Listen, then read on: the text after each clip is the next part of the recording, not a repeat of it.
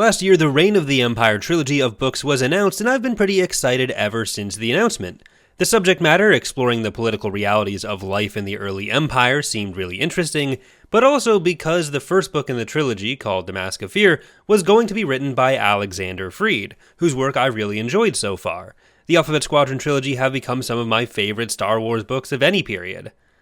Mask of Fear isn't releasing until February 25th, but I was sent an early review copy of the book, and while I normally don't do standalone book review videos, I really wanted to here because honestly I really just love this book so far. I think it's exactly the kind of political content in Star Wars that Andor showed there was a keen or at least keen-o interest in. I'm going to try to stay spoiler-free, which will be especially easy given I'm not quite done with the book yet. I'm only about 2/3 of the way through, but I wanted to go over some of the reasons I like it and hopefully give you a better idea of whether or not this might be a book to check out for yourself. The book gives a fantastic look into the perspective of both opposition and loyalists, in pretty much every meaning of those words, existing in the days after the Clone Wars, when it wasn't really clear to anyone just what the end of the Clone Wars meant, and more importantly, what the beginning of the Empire meant.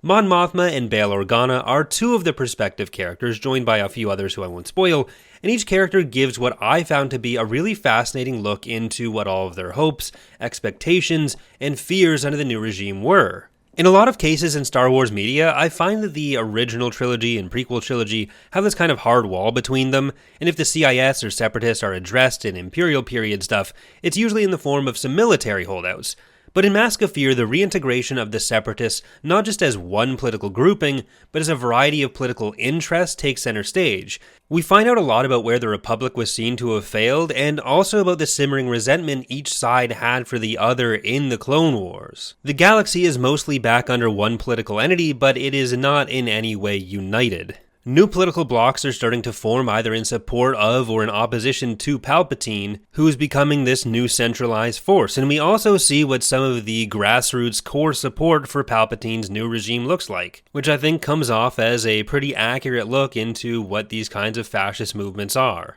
One thing that I think the book does incredibly well is not take it for granted that any individuals or groups are naturally just going to work together. A lot of effort is placed on not just looking at aligned or opposed interests, but also personal histories and the values which can act as impediments to those interests working together.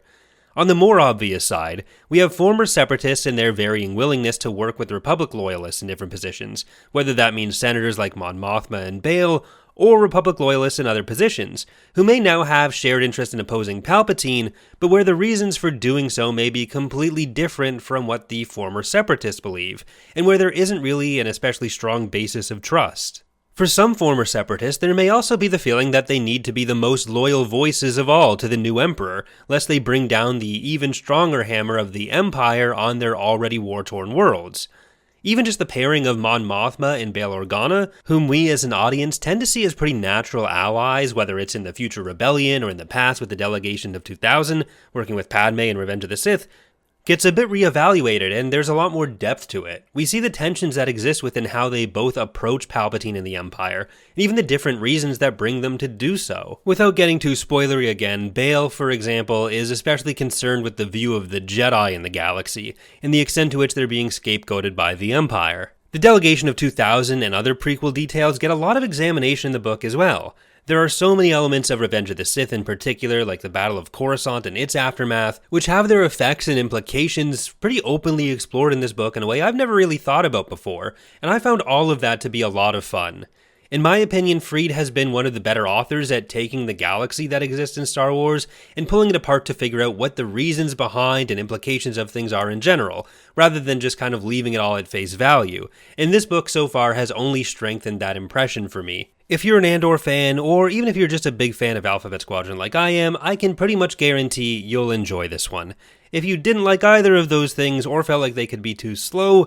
then I also don't think your opinion will be changed by Mask of Fear. Hopefully though, that gives you a better idea of whether or not this is one you'll be picking up for yourself once it's out on February 25th. I'd definitely love to hear what everyone thinks about it when it does come out, so I'm looking forward to covering this on TapCaf, and maybe I'll even do a full review or breakdown at that point as well myself. I've been thinking about doing a bit of other direct book review content, whether it's new releases or some of the older Legends books, maybe more on the breakdown than review side, but let me know if there's any interest for that as well. Thank you for watching, hope you had a good start to the year, and I hope to see you next time.